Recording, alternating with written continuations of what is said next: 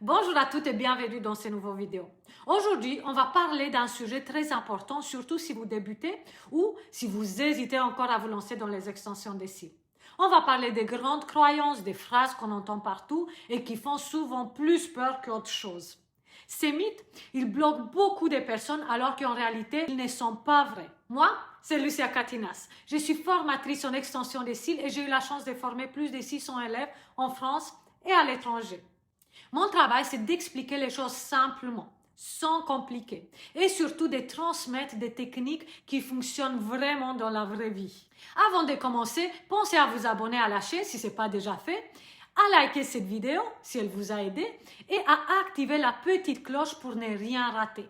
Ici, on parle des techniques réelles, des vérités terrain et de tout ce qui peut vous aider à évoluer sereinement dans ce métier. Quand on parle des extensions des cils, la première chose que j'entends presque tous les jours, c'est « ça abîme les cils ». Cette phrase, elle est tellement répétée qu'on finit par la croire sans réfléchir. Pourtant, une pose d'extension bien posée, bien faite, ne fait pas de dégâts.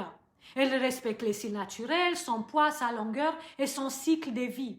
Ce ne sont pas les extensions les problèmes, ce sont les mauvaises poses. Il y a aussi cette peur autour de la colle.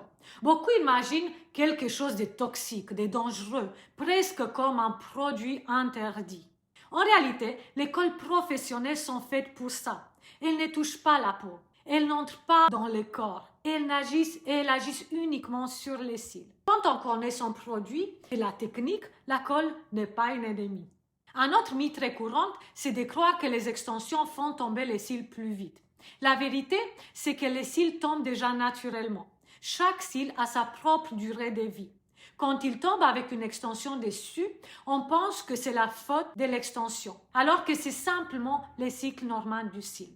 Certaines personnes pensent aussi que les cils ne repoussent plus après les extensions. Là encore, c'est faux. Le bulbe du cil, là où il pousse, n'est jamais touché pendant une pause. Donc, la repousse continue normalement comme avant. On entend aussi que les extensions ne sont pas faites pour tout le monde. Pourtant, aujourd'hui, il existe tellement de techniques, des styles, des choix possibles que presque chaque personne peut avoir une pose adaptée. Les secrets, c'est l'analyse, pas la surenchère. Il y a également l'idée que les extensions demandent trop d'entretien et compliquent la vie. En réalité, elles demandent surtout de la douceur et quelques habitudes simples. Rien de compliqué quand on sait quoi faire. Et enfin, beaucoup pensent que les extensions font toujours trop, toujours faux, toujours voyantes. Mais une pose peut être très naturelle, très propre et presque invisible. Tout dépend du travail de la technicienne et de ses choix. Si cette vidéo vous a aidé, dites-le moi en commentaire.